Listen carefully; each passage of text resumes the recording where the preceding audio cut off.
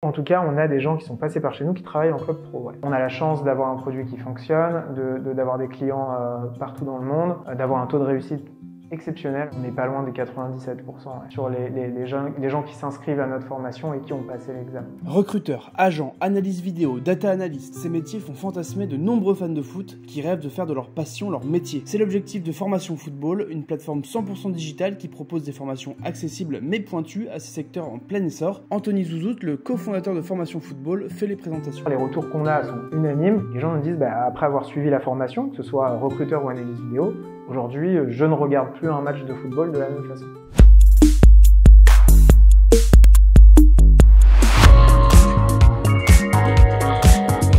Formation Football, c'est clairement un organisme de formation dédié aux différentes professions du football. Profession de scout, recruteur, profession d'analyste vidéo et la profession d'agent de joueur via un partenariat qu'on a fait avec la plateforme Sports Agent Institute.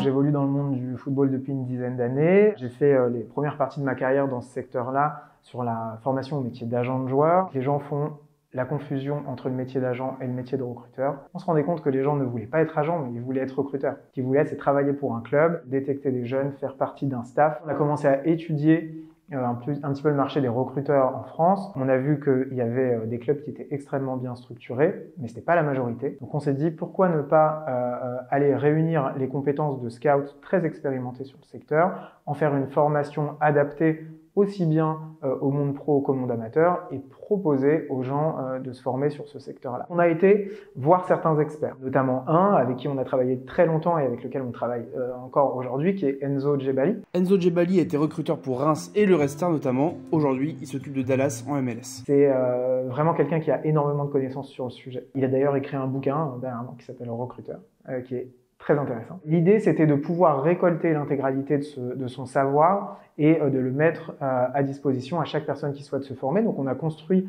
ce qu'on appelle un syllabus avec les différents modules, les chapitres, les sous-chapitres. Et on a construit la formation dans ce sens-là en faisant des vidéos animées. Et il y a des exercices. On demande à nos étudiants de regarder des matchs sur la plateforme que, bien sûr, on a sélectionné avec une thématique bien particulière et en réalisant des rapports sur un joueur en particulier, sur l'équipe, sur l'adversaire, avec à chaque fois un contexte très fort et très présent. On a une équipe de 3 personnes qui ont soit appris le métier chez nous en interne, soit qui sont coachs ou éducateurs dans des clubs amateurs et qui vont accompagner l'apprenant tout au long de son parcours.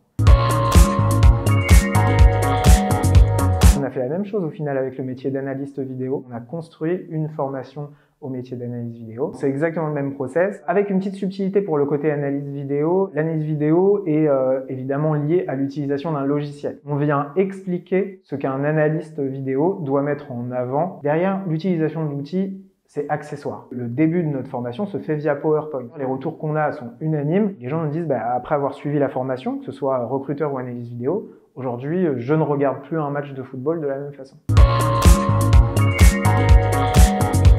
On a proposé une formation donc dédiée aux coachs et aux éducateurs. C'est parti d'un constat très simple. Toutes les remontées justement du terrain étaient unanimes, c'est que on ne nous apprend pas à réaliser une causerie, à gérer un conflit dans un vestiaire, à s'imposer au sein d'un club. Enfin, toutes les différentes problématiques qu'on peut avoir, que ce soit dans un club professionnel ou amateur, elles ne sont très souvent pas abordées au sein de ces formations. Donc nous, on a repris un petit peu toutes ces thématiques-là, qu'on a mis sous un terme un peu pompeux qui est le leadership.